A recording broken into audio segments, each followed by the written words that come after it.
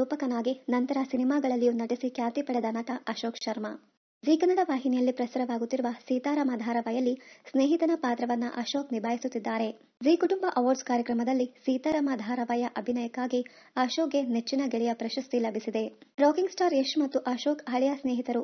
ಜೀ ಕುಟುಂಬ ಅವಾರ್ಡ್ಸ್ ಕಾರ್ಯಕ್ರಮದಲ್ಲಿ ಯಶ್ ಬಗ್ಗೆ ಅಶೋಕ್ ಮಾತನಾಡಿದ್ದಾರೆ. ಯಶ್ ನನಗಿಂತ 2 ವರ್ಷ ಜೂನಿಯರ್. ನಾನು ಫಸ್ಟ್ ಇಯರ್ ಬಿಕಾಂ ಮಾಡುವಾಗ ಅವನು ಫಸ್ಟ್ ಪಿಯುಸಿ ಓದುತ್ತಿದ್ದ ಎಂದಿದ್ದಾರೆ ಅಶೋಕ್ ಶರ್ಮಾ. ಯಶ್ ನನಗೆ ಹಳೆಯ ಸ್ನೇಹಿತ, ಅದಕ್ಕೆ ಏಕವಚನದಲ್ಲಿ ಮಾತನಾಡ್ತೀನಿ, ಯಾರು ಬೇಜಾರ್ ಮಾಡಿಕೊಳ್ಳಬೇಡಿ.